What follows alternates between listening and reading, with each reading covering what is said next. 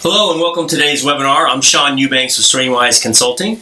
Today's webinar is titled, You've Won Your Cannabis License, Now What? So we got a treat today. This webinar is about 160 slides. It's a lot of stuff, a lot of content. It's basically 8 webinars in one. We're going to be talking about a lot of different things and we'll just dive in and get started.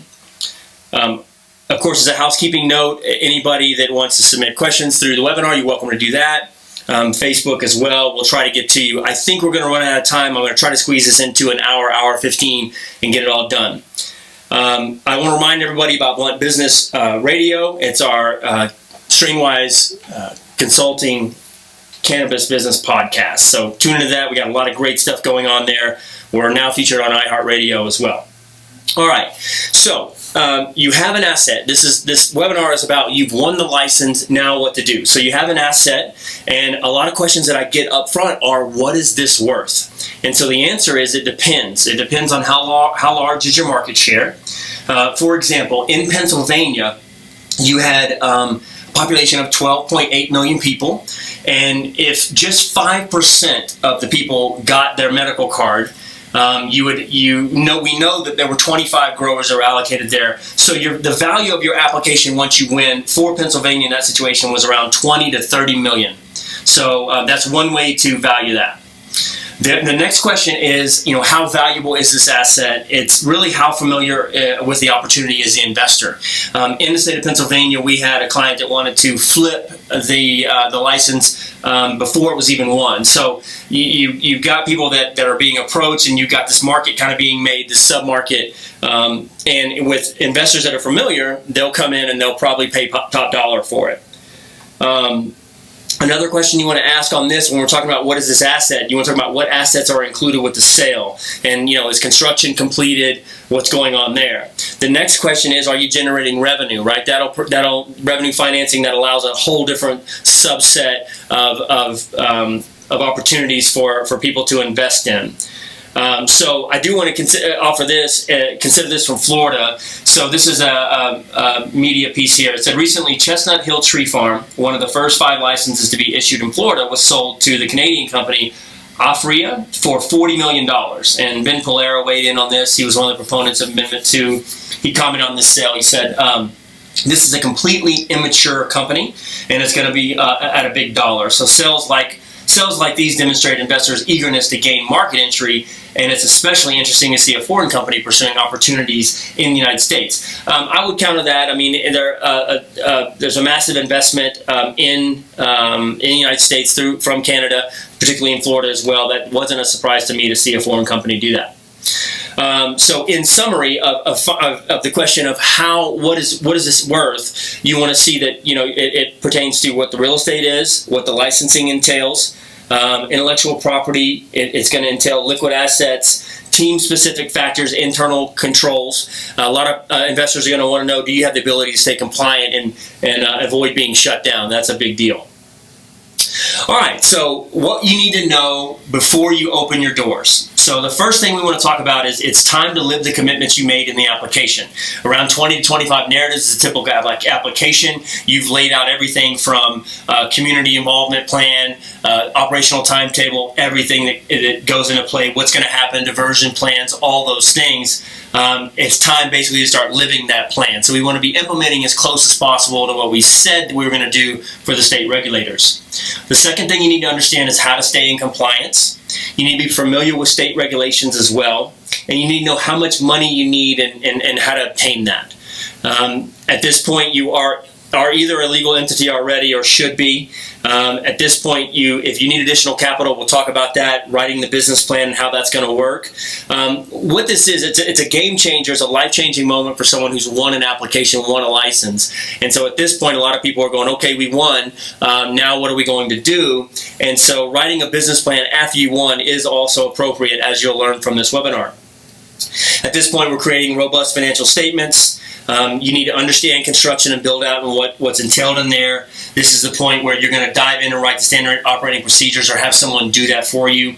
You're going to address security systems, inventory audits, And then obviously here we're going to talk about cultivation best practices, extraction best practices as well, retail best practices, testing your product, point of sale inventory and management systems, packaging and labeling, transportation and chain of custody, marketing, branding, and social media, interactions with government agencies, minimizing the negative impact on your community as well. So this is just this slide for those of you on the webinar. This is just an overview of everything you need to know before you open up your doors. And we'll have a couple of slides like this, and I hope you'll either screenshot this or shoot me an email and I can send you this deck. And I think this is really, really valuable. It's a great outline for you.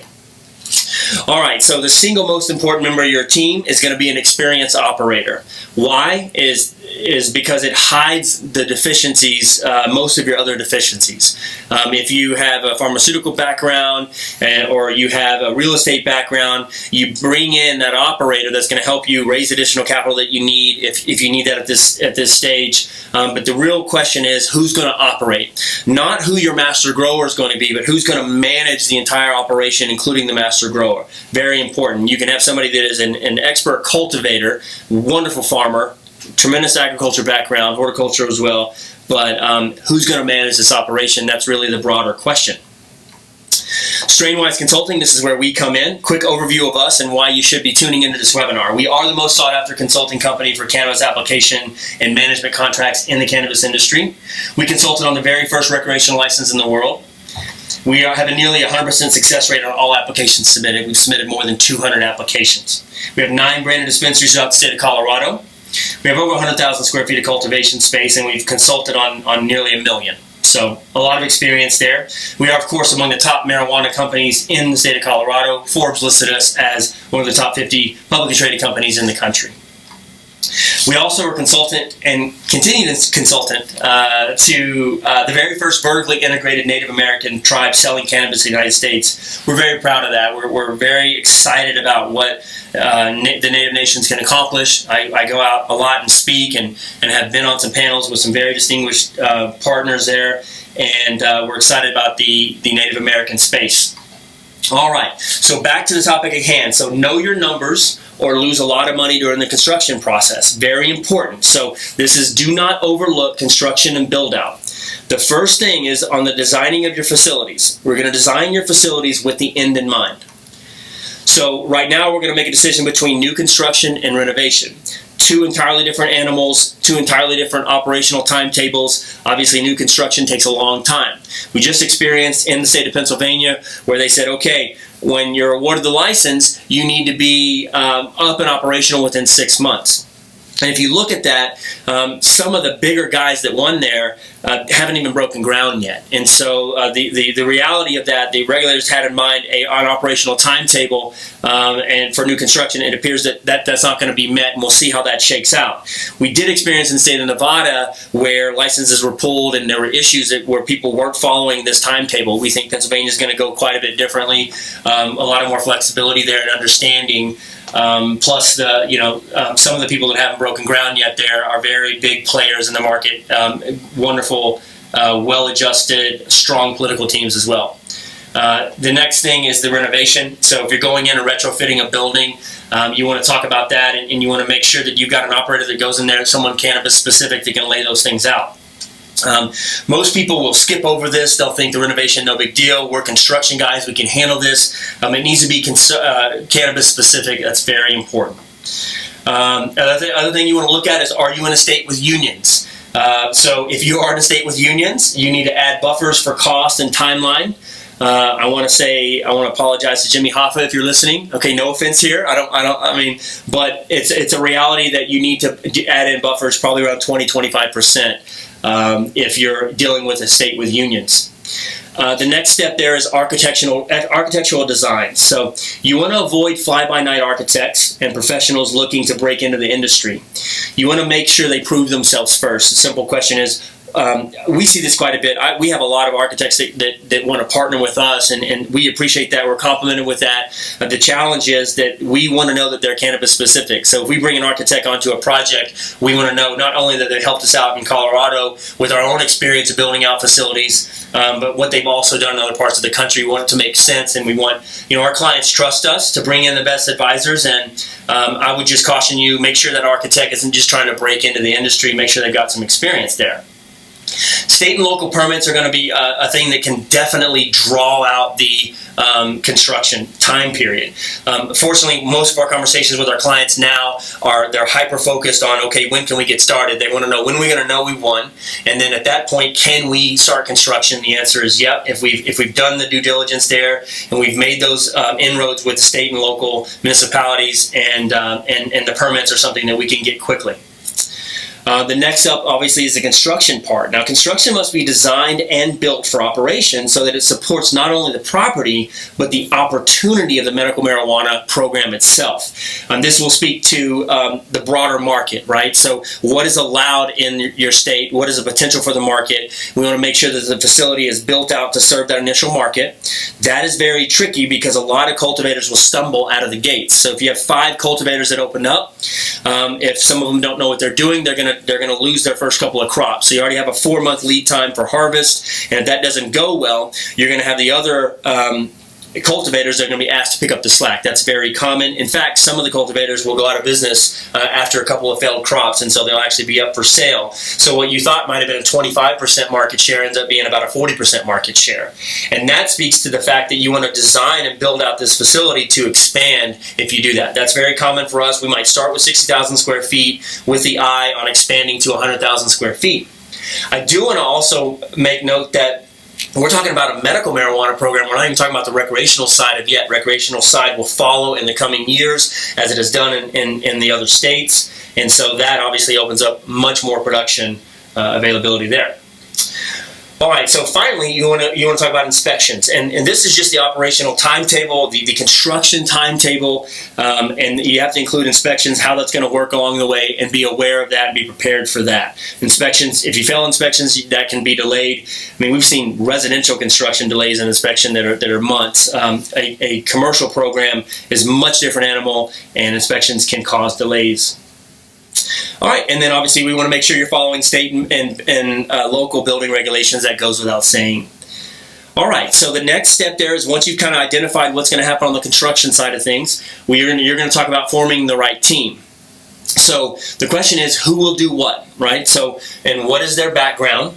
And, is the ask of them appropriate? So are you asking someone who has cannabis cultivation experience to be your master grower? Or are you asking someone who has experience with another plant or another product? Are you asking a CEO who might be a tremendous leader and team builder? Are you asking that CEO to do things that are outside of their comfort zone and, most importantly, put the business at risk? So we want to make sure when you're forming your right team, at this point, if you haven't selected all those and sourced everyone, at this point, you've really got to fill it in. We do this as a part of the application process. We feel like it's important. Unless we're being rushed through and our client has moved at the last second, they move forward, we're working on a state deadline, then we have usually filled in that team for them and helped them with that.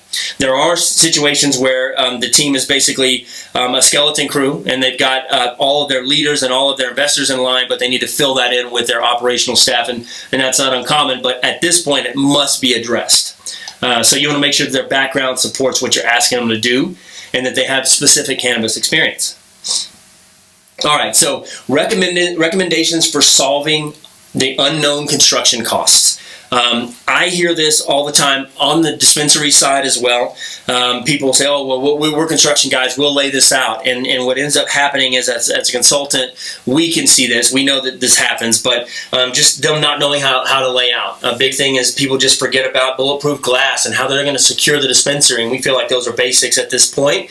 Having been in the business since 2009, we feel like it's old hat for us. But we understand that it's one of the things that's overlooked. So at this point, my recommendation is call STRAINWISE Consulting and ask me to specify a custom financial projection for you for the specific market, the actual opportunity, and the type of facilities and property you'd like to see the construction numbers on. That's very important. You want to take that back to your investors or to yourself and understand what's going to happen with that. Broad range here. You could be talking about greenhouse, you could be talking about indoor grow, a combination of both, or outdoor grow as well. So you've got to understand what the numbers are on that. Obviously, building a new construction from the very beginning, ground up, is different than a retrofit as well. The cost for this, for us to put together these numbers in a business plan and go help you raise capital, is $10,000. We feel like it's absolutely worth it. You can save millions on the construction. You can lose a lot of money there. The main thing is to get you up and operational. We don't want you in a situation where you've won your license, you stumble through the construction process, and now you're trying to just dump the asset. And I understand there's an incentive to dump the asset. If you put $200,000 into something and now it's worth $40 million, I get the temptation. However, you don't want to be a forced sale. All right, so if you can find an investor without paying a professional to put together these numbers together for you, that's rare. We just know that you're looking at anywhere from $60 a square foot to $120 a square foot, depending on more than 30 different variables. An example of this variable is we're talking about a greenhouse. Where in the country are you located? Are you in Florida where you're dealing with humidity and you want a high-tech greenhouse, and you want to balance that between is it more cost effective, does it work for us better if we do an indoor grow versus a high-tech greenhouse? Also understanding the different levels of a greenhouse. When we say greenhouse, I can assure you that things have changed dramatically. Farmers understand this. Greenhouse is basically an indoor grow. A high-tech greenhouse is you're controlling everything, but you want to know what that means for you based on your geographic location, based on the market, and understand that. But if you need a number from me now and you don't want to pay to have this put together professionally, $60 to $120 per square foot. All right, the challenge with this is you need a really flexible investor who will take an estimate of somewhere between $3 million and $13 million. I know that sounds funny, but basically you're talking, that's what you're going to have to tell them. If you don't fine-tune these numbers and want to give them an exact number, you need to say, okay, Mr. Investor, it's somewhere between $3 million and $13 million.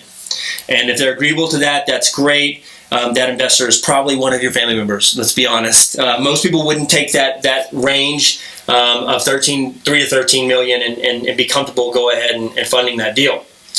The great news is if you only want a dispensary, we can do that for you for anywhere in the United States and Puerto Rico. California is not included. We can do that for around $150,000 start to finish. So that's great. If you're looking at getting in on the dispensary side of things, that's inexpensive, relatively speaking.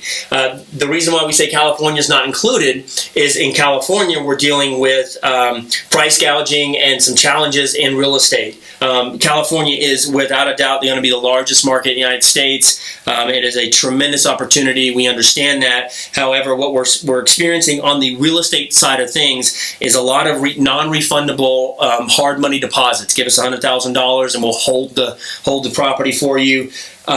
We're saving clients money on that. Sometimes it does make sense to actually even pay that based on the opportunity. But anyway, California, it's difficult for me to tell you what it's going to cost you to get in this business because of each municipality that's open, each situations, the actual property that's available. We're having difficulty finding property. When you find it, you have to move on it. You have to sometimes, in most cases, actually just commit to getting the property before you've actually won the license. Normally in other parts of the country, we're able to do contingency and we have a lot more leverage. So California, tremendous market. We're unbelievably excited about it. However, it's a different animal and it's hard to knock down the cost of getting involved. Cultivation, entirely different animal. Distribution was going to be a different animal. We've had changes recently that have basically taken away all the leverage in distribution. So not necessarily a good play at the moment. All right, so that covers why California is excluded. And then we have finally talked about, forming the right team, finishing off here. We're just basically, you want to know how big of a market that you're leveraging. All right. Starting point also, are you buying existing? Are you starting your own? You want to kind of answer that question before you get going as far as the right team.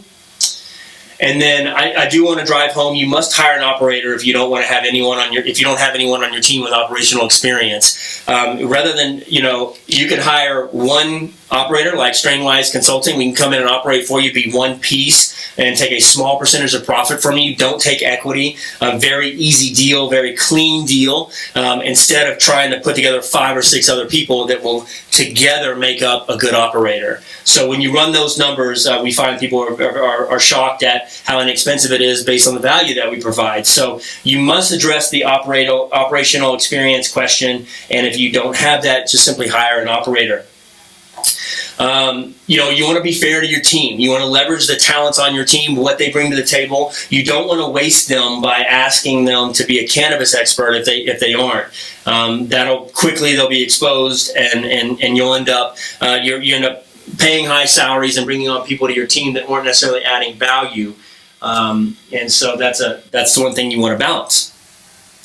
All right, so raising additional capital. So here's some pretty common things that happen. You've won the license, and now you're like, you know what? I have a tremendous asset here. You see valuations, and you think, okay, I don't want to use my capital. I've got something good. And the other thing is this: there's a flood of phone calls that come in once you win your license because there are groups of people that didn't win. They still want to contribute. They want to invest and be in the industry. So at this point, if you do need to raise capital, you want to go through some basics here, and I'll kind of spend the next few minutes on talking about what needs to be on here. And then if you're on the webinar side of things, guys, just take notes here.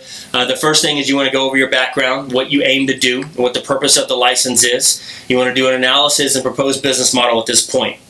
And then you want to talk about the approach taken. Are you networked with a bunch of doctors? Are you, what efficiencies do you have, and why is this going to be a great investment? Whose experience are you relying on is what you're going to talk about at this point.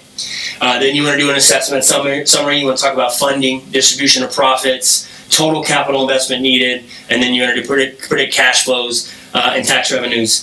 At this point, also, you might be addressing a revenue split, ownership split, and revenue split. That is tricky. How much different groups can own. This is something that I think is worth just getting with an attorney or a lobbyist that's specific to the regulations in that state. You can call us as well. We have our general counsel, Jay Kotzker, is phenomenal. Has a lot of, I'm in awe of him and how much free information he gives away and his true passion for the industry. A lot of times I'm on the phone call thinking, gosh, you're giving this guy, $200,000 worth of advice. But I think that's tremendous. But you do need to address that, and you need to talk about the ownership requirements and the restrictions there, because you don't want to promise an investor something, and you also don't want to look a certain way to regulators. If they tell you that the best you could do is a 60-40 ownership split and you've got a 50-50 split, you need to be able to prove that through something different than an operating agreement, right? You might say, look, this is the ownership, but this is an operating agreement based on revenue share, and a lot of times the regulators will kick that back, and they can make changes. We experienced that here in Colorado. We've been fluid ever since we got started, and just adjusting to what the new regulations and what the latest requirements are. So that can be onerous at times. And at this point, we'll make recommendations, and you'll pass this on to your investor about multiple phases, right? So in other words, like I talked about earlier, you might be building out 60,000 square feet, and we're going to increase to 100,000, and we want to make sure that facility is ready for that. If it's a greenhouse, you want to be talking about A-frame, a gutter connect that you can basically, add on to that, right? Without building additional standalone buildings where you spend a lot more money doing that, and investors, they would concern them that if you're wasting their money. All right, so next steps after that, we'll talk about conveying the deadlines. What's going to happen there? You're informing state and local regulatory bodies of your intent to purchase, or what's going to happen with that real estate, and then significant progress. We talked a little bit about Pennsylvania earlier, what that means and how that's defined, and you want to make sure that we're moving along. Remember the cautionary tale in Nevada, people waited, they were slow to get out of the gate, and they ended up losing their license in a couple of different forms, sometimes just running out of capital, needing to sell, other times feeling pressure from the state. You don't want to do that and be a part of a fire sale. So demonstrating significant progress, what we'll quote-unquote call significant progress, is important to address. All right, and then we'll talk about the broader landscape, another landmark year for legal cannabis. We'll understand the national sales numbers. You can pull these national sales numbers from ArcView, from New Frontier Data. Very good for understanding the nationwide landscape and also international as well. But we'll talk about this, and you'll want to include this in your business plan for raising additional capital. We love to talk about what we like about the third-party data and then dispute it also as well, because what's happening is you're getting reports. They're asking these dispensaries, hey, what are you doing? What are you selling? What's happening? And so they're relying on that, the integrity of that data. And so a lot of times we'll say, oh, no, actually, this is how the medical program, based on this population, this is what we experienced in Colorado. If the market is similar to that, or we're able to lead the investor down that path in a more realistic way versus just pulling gross sales revenue numbers and things like that don't really paint the full picture for the investor. All right, so as a caution here, don't ever give an investor financial projections based on numbers that don't support your state's program. Very important here. The actual potential market share is important. And then what the property needs itself. You don't want to miss on that. So there needs to be a true assessment, a personal visit to that property, take a look at that, because it is perfectly acceptable for a client not to understand what needs to go in that building, but it's not acceptable for us to be a part of a deal where we're relaying false information to an investor and telling it, oh, we only need $6 million to retrofit this 100,000 square feet when we really needed 8 and things like that. Investors are understanding. Again, they're savvy, they're accredited, they know what's going on here, but it bothers them when you're off on the numbers. And we want to make sure that it supports the opportunity itself. And I hope you understand what I'm talking about by opportunity. It's based on the market share that's possible, the patient count that's available, what's realistic, operational timetable, what's going to happen. Also, restrictions to the program. We'll talk a little bit about that later on. But we want to make sure that this all makes sense and that it's provable in the investor's eyes. We've used our cannabis-specific business plan that I'm talking about and pitch book to help our clients raise north of $16 million. It works, period. So you've got to, at this point, if you're asking for a massive amount of money, spending $10,000 for a business plan, it makes sense. All right, extended business plan here. We're talking about what's next. This is where you might enter into a joint venture. That's perfectly normal. You want to make sure that you're navigating those waters correctly, legally as well. You want to restate the purpose of the license here. Are you aiming to, just produce, or are you looking for are you vertically integrated cultivation and dispensary? What the testing is going to look like? What the purpose is here? This is the part also in the extended business plan that we're going to talk about the product set. So is flower available is important. Trim, how that's going to happen. Trim you can gain efficiencies there. There are a lot of, you can get involved in a master service agreement, partnership agreement that might look something like this. We are cultivating. We're going to get an extra amount of trim, and we're going to ship that product out, and then we do a 50-50 split when they return that product and we sell it in our dispensaries. So a lot of opportunity with trim. You're going to talk about extracts, concentrates as well, and what's possible and how that's being addressed, because those concentrates are about 50% of the market now. So you don't want to, flower is on the decline. It certainly was king for a long time, and will still be a massive part of your business plan and your product set. But don't ignore concentrates and how that's being handled, and make sure that those contracts are being negotiated. Ownership and management here, we're going to talk about the difference between those two. You want to address equity here and make sure that there's not any equity. I'll say that a couple times throughout this webinar. I think it's very important. People come to us and they want us to sort of unwind deals and help them out of a bad situation that they got into with another consultant or another entity, and we're looking at equity here and this and that. And it's hairy. We totally understand why an investor wouldn't want to fund that deal. So you want to talk about that. If there's a possibility for transfer of ownership, this is again outlined in the regulations. That's great if it can happen. What the terms are and the structure, that's important. And then renewal certificate just speaks to ongoing costs, but that's after generating revenue there. Funding here, we'll talk about the amount, structure, terms, use, and the ROI outline. And then support requested. Again, you can eliminate and minimize most of your team if you've got a great operational partner like STRAINWISE Consulting. All right, so after that, we're going to talk about state and local jurisdiction factors. Do they mirror each other? Are they different? We'll include this. What's going to happen? We'll talk about what are the limits to cultivation. production and laboratory licenses. You also want to address any moratoriums in place. Moratoriums after you get your license are a benefit. They're additive to the investor. People are pretty happy about that. When you want to be honest and address, time frame to be lifted here, make sure that's talked about. Provisional licenses, that's what you get before you're actually granted the final permits. It's just part of the process. At this point here, we're going to talk about the state-required point-of-sale system and seed-to-sale tracking system. You're going to have in your state, you're going to have a software program that's state-issued. It's for the state. It's set up for the state to understand itself. It is not set up to make your life easier, make your business run smoother. So it's going to interface with a point-of-sale system. I had on the podcast, Blunt Business Radio, we had a tremendous company called Greenbits, which I'm very, very impressed with. They do around 1.5 billion in transactions. Really, really strong company, growing. They just, press release. They just raised another round of capital. But what they do is they are a service that interfaces between the state software and your point of sale. So at this point, you're going to want to be doing this and addressing your seed to sale tracking. And at this point, we hope we're telling the investor, this is what we're bringing in, this is the company we're using, and then this is why it's going to be advantageous to us. Our bud tenders aren't going to be double entering and doing a bunch of things right there. But that is an advantage if you've addressed that correctly. Reciprocity, we'll talk about that. You just want to address that. That's just another thing that the investor wants to hear. If tourism is part of your state.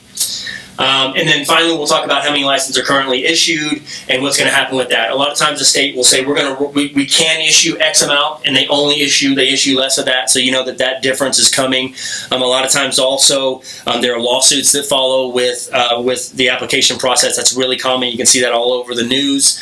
And so a lot of times states don't sue, and there's sort of a wink, wink, nod, nod with the people that didn't win their license that are going to be next in line and be shown favor there. So you want to address that situation, either or, how that's happening. Talk about cultivation facilities, what's up, and who is up and running, and just a competition assessment there. Production facilities and dispensaries as well. And then a big thing is independent testing laboratories. You want to talk about that. What I think is important for the investor at this point is the cost of that. What is the frequency? What do regulations call for? How many batches you need to test and when? And also, I think it's important, and this comes from an inside knowledge of cannabis experts, of what does your market want to see? Are they sensitive to pesticides? Are they sensitive to potency? Here in Colorado, we market our testing results based on potency. You go West Coast, Oregon, Washington, you're going to be talking more about pesticides and clean cannabis and things like that. So all of those factors are important. However, you want to address the number one market driver, and you really need that information by someone who is familiar with cannabis and is familiar with your program and what the market is asking for.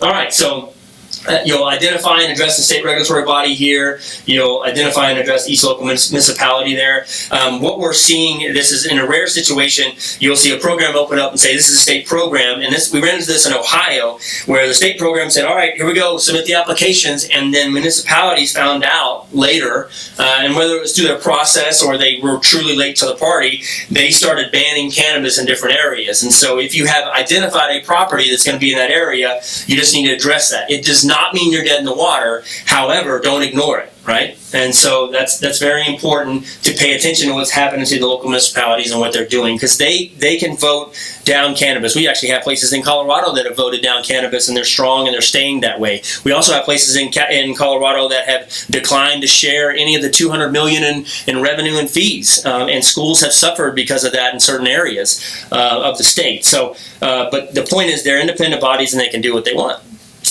All right, so extended business plan here, we're going to address what ailments are. These are just early economic indicators. Most of the time, we've talked about this during the application process. Again, the topic here is you've won your license and now you're going to raise capital. This is very important. You simply want to talk about the medical conditions that are allowed. AIDS, cancer, glaucoma, PTSD is a big one. The other big tipping point is going to be on chronic pain. You want to make sure that that's addressed. What that does simply is just allow doctors to write more prescriptions. In Colorado, we had around 5,000 patients for AIDS and then when it jumped up to chronic pain, it jumped to 94,000 quickly. So that obviously is your market share, and that's worth noting. So most states are allowing for PTSD. I'm very proud of that. I think it's a tremendous thing. I want to give a tip of the cap to the advocates in this industry who are making this happen, who are advocating for veterans specifically.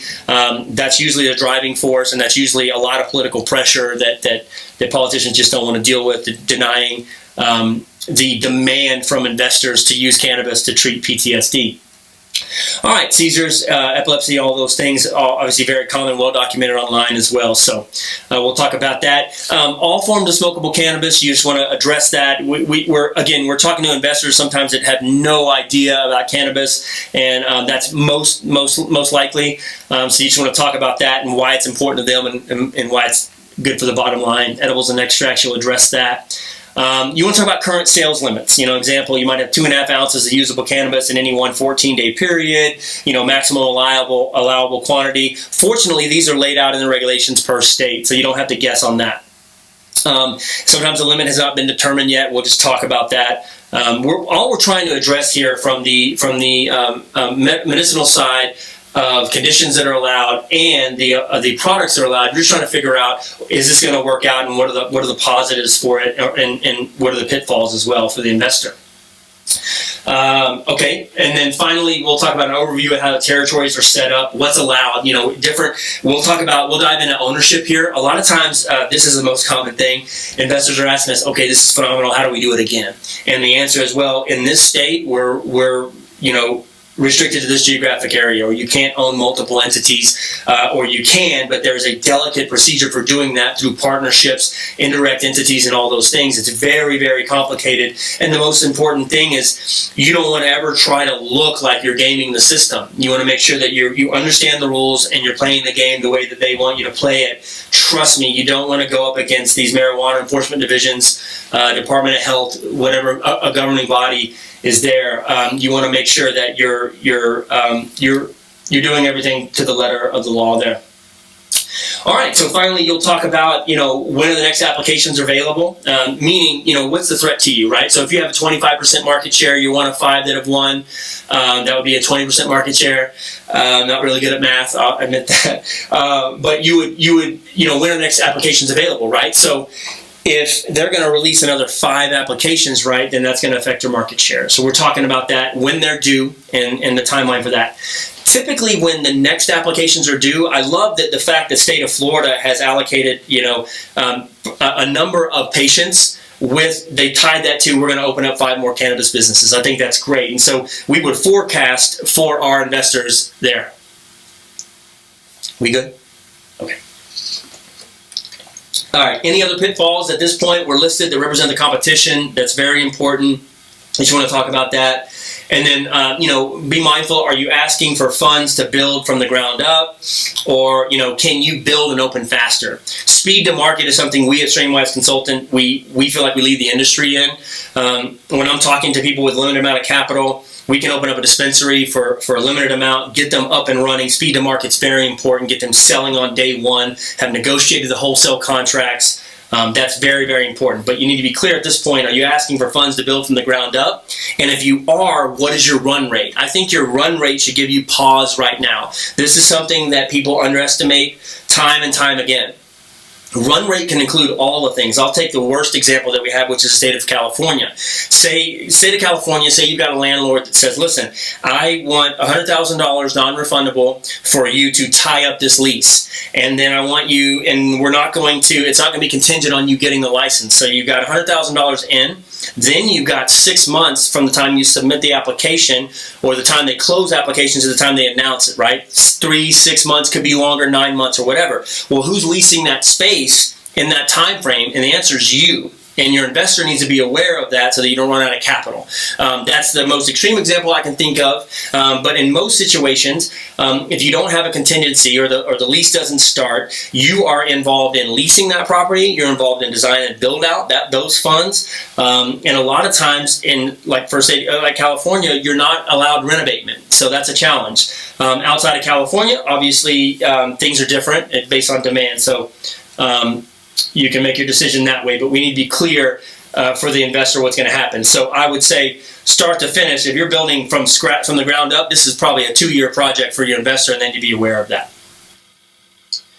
All right, speed kills. We talked about that. Speed to market makes industry leaders very, very important.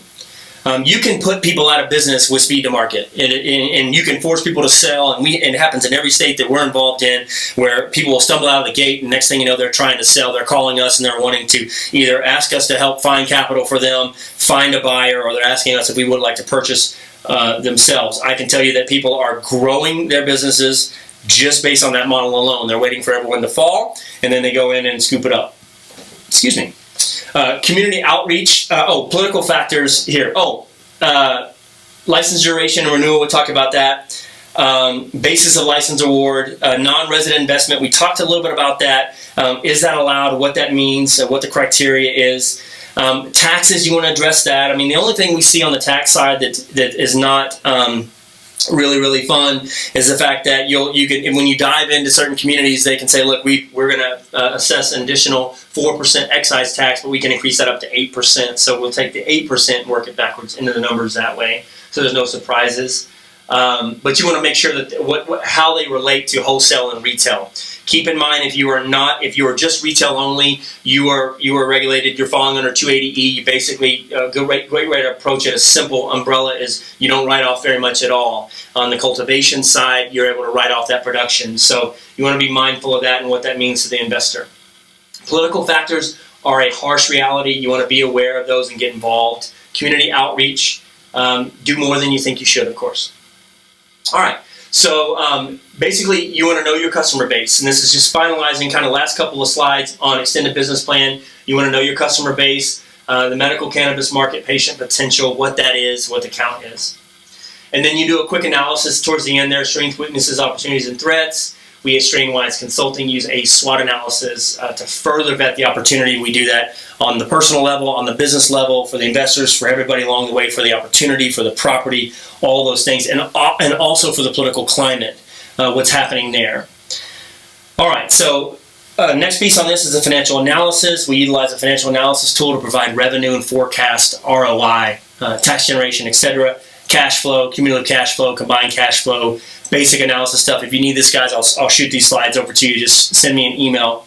And then we also want to finalize on this, actual demand versus hopes for demand. You want to make sure that they're aware of low resident to patient ratios, understand what the typical pitfalls for that and how those programs will grow. Is tourism a factor? You want to address that for, state of Nevada. Obviously it is. Colorado, we experienced that for a long time. Florida is another state. Tourism is big. So you want to address reciprocity and what's happening there. Puerto Rico is another one as well. You want to be talking about that and why that's a great thing for your investors. You also want to be addressing how these tourists under a medical marijuana program are going to be accessing cannabis. What is it like? Is reciprocity allowed? Are they going to let you, is it easy? Is it accessible? Can you get off a cruise ship and obtain a medical marijuana card, or is that is it possible to partner in some ways with those different companies? So you want to address that, and you don't want to overlook it because it's a tremendous opportunity. You also want to consider the source. Is it fact checked? I mean, are you paying a third party a couple $1,000s for them to send you numbers? Has it been fact checked, and what does that mean? It can be expensive, but I would rather you spend $10,000 to get the actual numbers and present that and be very, very close than try to save a couple $1,000s and get publicly published information. There's a whole entire market developing out there of people that want to publish information. They're not marijuana companies, and they don't touch the plant, and they enjoy those benefits. However, they're just collecting data. They're doing a great job. They do a service for the industry as a whole. I think it's tremendous. But if I'm an investor, I want you to dig into those numbers a little bit deeper and explain them to me versus just third-party gross revenue numbers. All right. So what investors want to know? So we want to know what kind of recommendations are we giving out. By now you should know your team and be able to identify what you're missing. At this point, we're talking about whether you're an absentee owner. Most cases, you are going to be that. And then a lot of times you can placate the investor with a 2-year operational agreement that provides some support. Sometimes I'll ask for a longer agreement. A 5-year operational agreement provides even more comfort, meaning the investor's question number one is who's going to operate, who's going to run this business, who's protecting my investment. And then you want to finalize with expected outcomes. And so based on our recommendations, what do you think the operational and financial outcomes will be? Very important here. And this is where you summarize the financial and operational outcomes, especially if we've recommended anything different from what was initially suggested by the client. An example of that might be we decided we're going to build from the ground up, but we see an opportunity with another property, or throughout the vetting process, we've changed our mind there. Valuations can also matter. Right now we have a $40 million asset. That changes the game here. It changes the structure of terms. There can be a lot more favorable at this point. In short, you have a lot of leverage once you've won the license. I will say it's worth noting, do not give away equity to a consultant, a politician, a lobbyist, or anyone else that will complicate an investor's decision. This needs to be addressed. You must address this. If someone has said, look, we'll write the license application for you and we'll take equity. Okay, they are an owner in the company, and so the investor needs to know that. No surprises here. I would question why you would want to give anybody equity in your company. Are they operating? What are they doing? They have skin in the game? Or are they just simply writing it and they want to have equity in a bunch of businesses they really don't have a vested interest in? It's a great approach. I totally understand that model. However, it doesn't help you become a better operator and doesn't protect your investors' money. What it does is allows that application writer to have a bunch of interests across the country, and maybe 20% of those will do well, and they can make a great living doing that.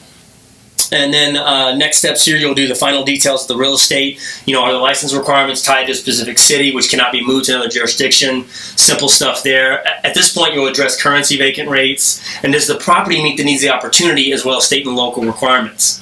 And then the final thing here is you want to talk about whether the property can be leased or must be purchased. And then does it meet all of the setback requirements for cannabis cultivation or production? There's something called sensitive use. We're dealing with this in the state of California. This is very difficult because as municipalities open up, we want to be first in, and we've got a lot of things going on there and a lot of exciting things going on, and we're doing this every day. We're vetting these properties every day. I mean, it's a full-time job for us internally as our team. But one of the things that's surprising is how these sensitive use things pop up, right? So we might think, so you cannot be near any, sensitive use is pretty well defined, okay? So if there is an after-school touring program or an after-school kids sports program, these things may not be found on LoopNet or Google, or if you're trying to shortcut this process and you haven't driven that area or had someone drive that area, it can cost you. Fortunately, we're partnering with some of the best real estate agents in the country. Some tremendous assets out in the state of California, and that's leading the way for us. And we share those contacts with our clients, and that helps move quickly. But I can tell you that it's like we get the real estate agent to vet it, we vet it again, and we vet it again. And so finding those sensitive use setbacks are important. We were just involved with the bidding war in one municipality in the state of California, where they granted an extraction license in a residential area. And that is going to be problematic for them. It's simply illegal to do that. It's illegal. So even though they were granted the license there, the municipality hasn't caught up to the reality of, oh my gosh, we're extracting within 100 feet of residential area, and that doesn't meet the setback, and that's going to kill their business. And so there are a couple of ways that can happen. I mean, the municipality is a de facto partner in that deal. But I'm just curious how that's going to shake out. So anyway, full details of the purchase must be attached, obviously, there. Okay, so next thing, investors want operational security. All right, guys, I see your questions. I will get to those. We have a lot more slides to go. I have about 134 total slides here, so I'm going to keep kind of plugging through. We're 50 minutes in. I will get to your questions if we have time at the end. Okay, so investors want operational security, so you want to know the deadlines and the time frame to prepare for. You're going to ask your consultant or anyone that's writing the application for you, have you had success in competitive markets? Very important. I invite you to engage STRAINWISE to manage this application process. Again, this speaks to investors wanting operational security. Now, this is another slide. I'd love to send this to you guys. I think it's great. If you're shortcutting and you're trying to do these things on your own, God bless you. Best of luck.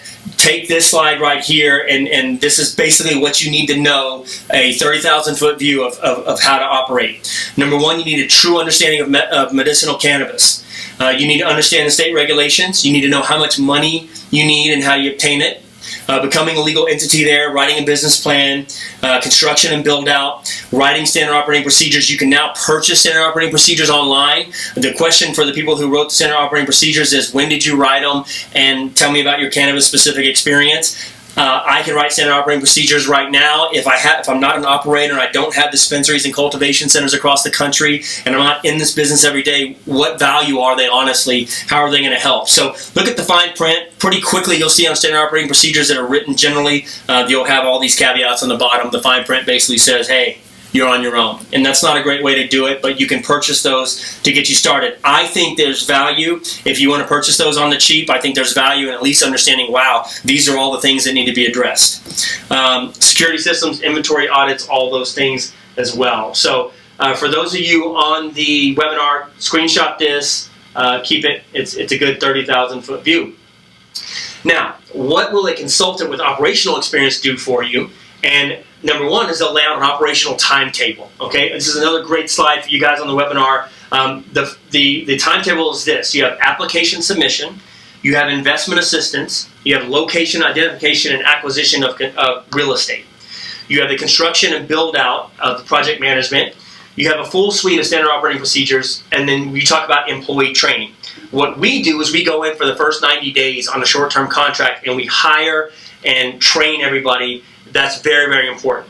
We assess the situation, what's going to happen there. Most of the time in that situation, we're in a revenue share that's really low, so we have every incentive to make the business profitable. But employee training must be addressed. Marketing and branding, we'll touch on that. I've done whole webinars on those before. I've been out and spoken on those. I'll be in Boston next month, LA next month, Boston the month after that. I'm speaking on marketing and branding there. But I will give you a brief overview of that as well. Hiring and training, and then preferred vendor list is important. We are excited about the state of Arkansas because they're allowing dispensaries to cultivate up to 200 plants. And 200 plants, there's a lot of detail in that, but essentially 200 plants there. And what happens is, the magic happens really when you have a dispensary. It's 280E. You're regulated by that, and you're not able to write off much, meaning you have very little profit. But on the cultivation side, you're allowed to write the production off. And what's beautiful about that is, in Arkansas, they're going to be able to control their market. So if you just want a dispensary in Arkansas, you can cultivate as well, and you can sell to other dispensaries. So what that does is it's going to put pressure, and competition is beautiful. It's a wonderful thing. We've experienced that in Colorado, and this capitalist model is working, as opposed to other states that are kind of trudging along. But what happens is these wholesalers now, because you can grow your own cannabis, they have to have reasonable prices. But if you're in a situation where they don't, preferred vendor lists are very important, and relationships of how you're going to source that product are very, very important. All right. Oh, I want to say one final thing about preferred vendor lists before we go on to branding. Preferred vendor lists are essential to your write-off. So, for example, say you buy your cannabis at $1,000 and you sell it at $1,200 a pound. Okay, well, number one, you're not likely to stay in business doing that, but you pay taxes on the $1,200, right, on the difference of that. So you're paying the taxes on the $1,200. If you're producing that, you can sell it to yourself at a lot lower. If you're not producing it, you have to basically buy it for $1,000. Say you want to sell it for $2,000, $2,500, $3,000. You're paying tax on that entire different margin, versus you can sell it to yourself for a lot lower. In that example of $1,000 to $1,200, and then you're having to pay taxes on $200 versus $1,500 to $2,000. So huge efficiencies there. And if you can't get those, it is paramount that you negotiate those contracts and those partnerships with your vendors. Remember, we talked about a little bit earlier with the cultivation, where you're sometimes allowed to sell trim, send the product out. That's great for the manufacturers. They can produce that for you. They're producing your product. You can control how that's grown, and then they turn it back to you, and then you sell it in your dispensaries at a partnership there. So, very important. Okay, Next thing we're going to talk about, guys, is branding. I'm going to do a brief overview of this. This is from our CEO, Erin Phillips. She said, I realized that we weren't going to get anywhere in this industry with just one store and no brand.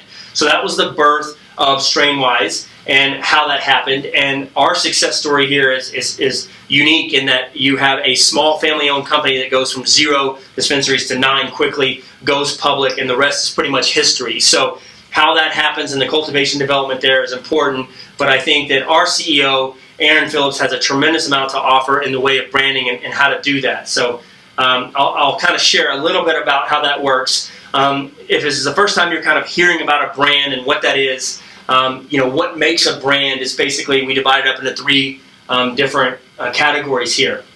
The first one is who you are. And this is, you have direct control over this part. Branding, this is your logo, packaging, store design, layout, what products you're going to sell and what you're going to produce. The second part is who you tell people you are. And you also have direct control over this part of your brand. This is made up of your brand voice, advertising channels, social medias, etc. This is who you're telling people you are.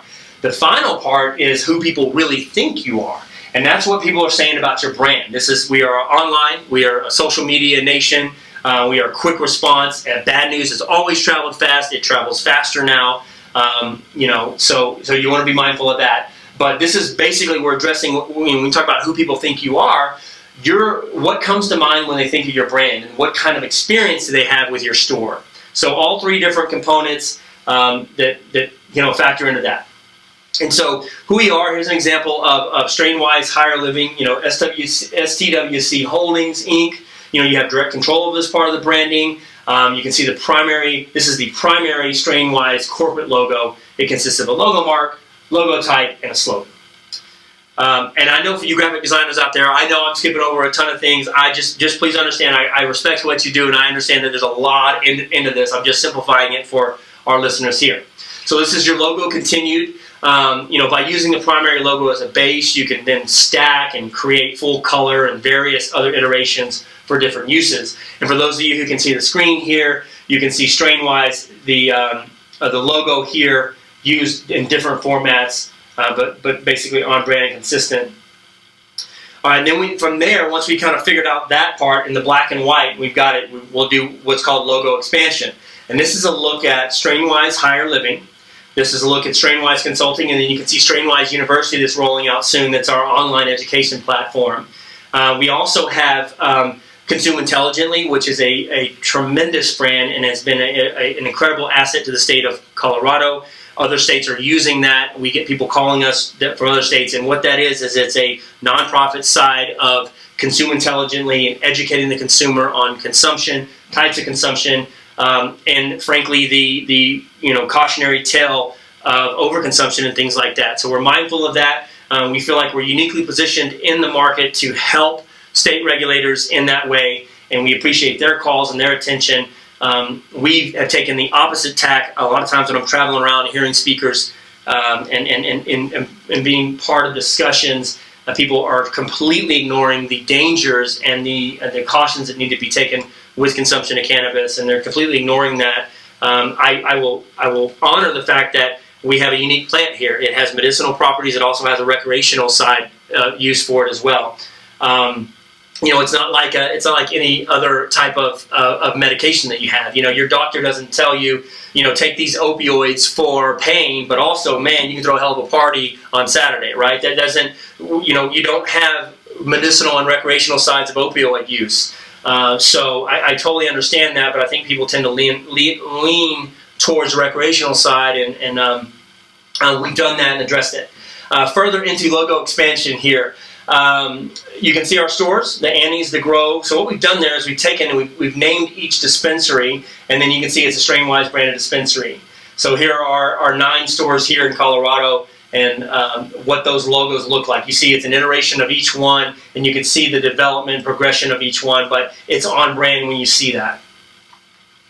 All right, a couple of points here I want to leave you with branding. Is number 1, avoid the cliche. The cannabis industry is riddled with cliche brands, with canna names, cannabis leaves, and green crosses as far as the eye can see. This was absolutely appropriate in the very beginning because people need to find a way to be recognized, right? You needed, that green cross in the very beginning was associated with medicinal use. Medicinal program opens up first, just like in Colorado. Everywhere it opens that way, and then it becomes recreational. However, there's an awareness now with 30 states having programs. So trying to fight the battle of awareness isn't so much in the forefront. But I understand why that happened. I want you to take home today the fact that those things are changing.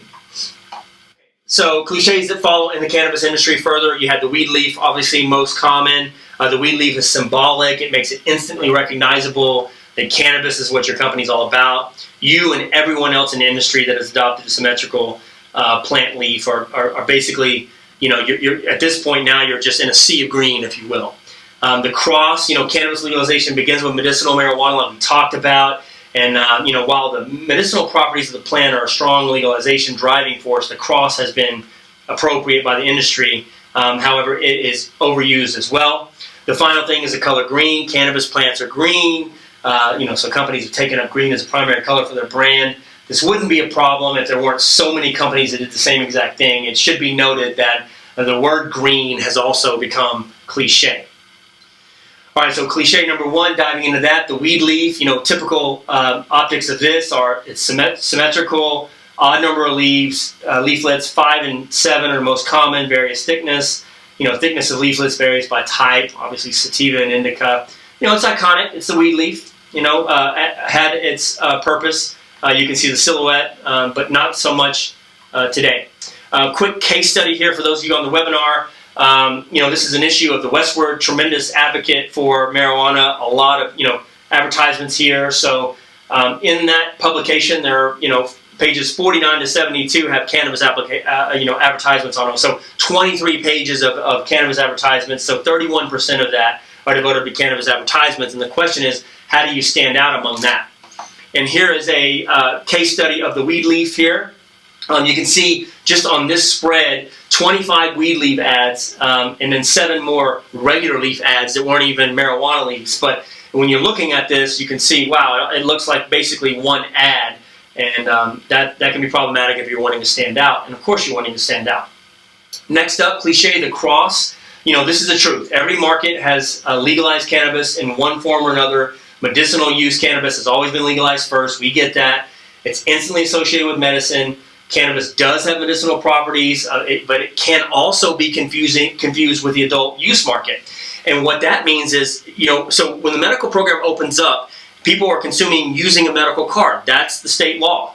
So if they see that cross, though, when a recreational market opens up and you still have a cross in your logo, you could actually lose out on customers because they're thinking, oh, that's medical only. I don't have a medical card, right?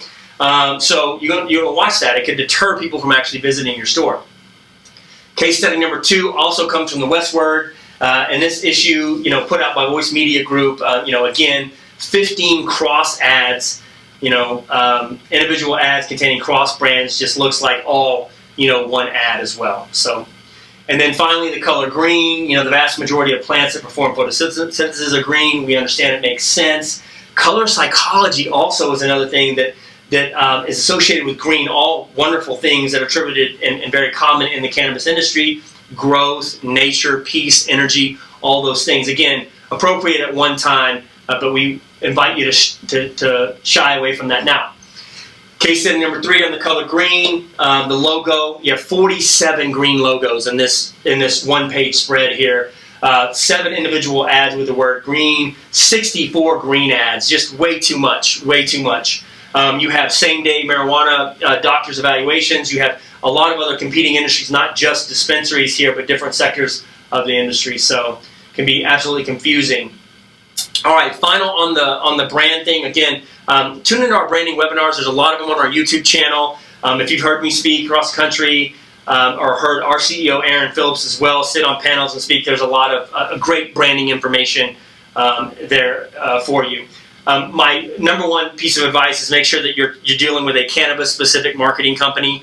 Ask who their other clients are, if they built brands for themselves. Also ask to look at their designs and see if that's something that you admire and you love and it catches your eye. All right, so here's an example for you guys on the webinar. This is an example of a sale we had at the end of the year last year. nothing green about it. You can see all of our dispensaries are listed there. This ad stood out. When you turned the page, double page ad here, when you turned it, it looked like something completely different, and that's what we aim for. We got a tremendous response from this ad. All right, so branding voice continued. You can see, for examples, that we parlayed that one double spread ad there into multiple pages and multiple ads, and we really used that because we got a lot of, we were able to play that over and over again because, it stood out on its own. All right, so that is it. Perception continued. You can see some shots of internal shots of some of our dispensaries and why that's important. You can see that everything's brand consistent, and it is all tied in there, and there's a rhyme and reason for layout and what customers see in the flow of that. And this all speaks to branding. It speaks to how they feel when they show up. All right, next up, finally, guys, we're going to dive into compliance. We talked about this. I've done webinars on this for sure. We had Christy come on. Christy Kotsko is our compliance director here. She does about 7 people's jobs. It is a position that you cannot do without. A compliance manager must be a part of it. But for those of you who are looking at going on this on your own, let me talk to you about a couple of things. The number one thing is you need to lead your competitors in compliance. So you do this by following regulations. You've got state and local regulations. You've got different agencies. In Colorado, we have the Marijuana Enforcement Division. You have agriculture departments as well, OSHA. Those people that you're also not only preparing for now, but you're preparing for in the future. There are a couple of OSHA compliance cannabis businesses here in the state of Colorado. I love that they've gotten approval, and that's wonderful because that's where the market's going. But in any event, usually regulated at least by the Department of Health, and those regulations are set out that way. You want to be mindful of your reputation with your regulators. You want to build rapport. That's very important. You want to prepare for future inspections before they happen. You've got accountability towards your vendors as well. This is a big mistake that I think is just an easy thing to overlook for cannabis novices, people who are new to this industry, is not being mindful of what their relationships are with their vendors and whether they're in compliance. Because if they're not in compliance, you're not in compliance. Store benefits, knowing MIP compliance rules. Just because you have a dispensary doesn't mean you don't need to educate yourself on what's happening on the cultivation side of things. Store benefits there, we talked about that. Understanding if you're receiving compliant products, and then the other thing is just you can actually educate your vendors as well. Sometimes most of the time they're making honest mistakes. So you want to help them with that. Most importantly, you want to keep your business afloat. The next thing you want to do is you want to act like compliance is every employee's job, because it is. When you're talking about cultivation, processing, dispensary, best practices, security compliance, safety compliance, this is all just compliance, guys. This is why you must consult with someone. I recommend that you hire an operations consultant for compliance at the very least. Now, they can help you with marketing and branding. We can make you succeed. We can partner with you in some ways and revenue share and ensure your success that way. But we can also just help you with compliance. And if that's usually the first step. When people will hire us on for compliance, pretty soon they've invited us to come on and do marketing and branding and take their business to the next level. However, for those of you on the webinar, screenshot this as well or shoot me an email. I'll get this to you. This is the overview of compliance, and it's a lot. Cultivation, processing, dispensary, best practices, security, safety, inventory systems. You got transportation, chain of custody, packaging, labeling, green waste, big deal. State-specific regulations, and again, recommend you hire an experienced compliance manager. On the open market, you can look at, there are a couple of cannabis recruiting firms. On the open market, you're going to spend about $75,000 for an in-house compliance manager. All right, and then the final thing here is continuing education is the rule, not the exception. So what training are you doing for your employees? There is high turnover in this industry. Budtenders don't make a lot of money. They are also a lot of times coming from an industry where a lot of times we're approaching them from Starbucks or those type of industries where they're low paying. So there's high turnover there for a myriad of reasons. A lot of times also we're giving people their first job. If they've been in the cannabis industry undercover in some capacity, they're now sometimes taking their first job, and we're giving that to them to give them a chance to come out of the shadows, if you will. But there's high turnover, and the question I would ask you is, how are you training these guys? How are you keeping them up to speed? Because a new bud tender is just simply making mistakes, and that can cost you your business, cost you your license. You want to spend time at the grow. You want to train these. We have a robust training program that we lay out for our clients when they invite us to, when we're talking about compliance. And it starts from day one all the way through. And spoiler alert, everybody's included from the CEO all the way down. This includes deliveries and things like that. So we will expand this, tour the facilities, spend time at the grow, bud tend at one of the stores. We'll invite them to come bud tend at one of our stores. There's a lot of cross-marketing and help that happens that way. And then obviously we're following state and local regulations. All right, remember, nothing we've shared with you today is theory. We've used every single one of these business strategies to create successful multi-million-dollar businesses. We believe you can too. And we are at an hour 10, guys. I appreciate everyone hanging in there so much. Here's my contact information. You can connect with me on LinkedIn. Please tune in to BluntBusinessRadio.com for our weekly podcast.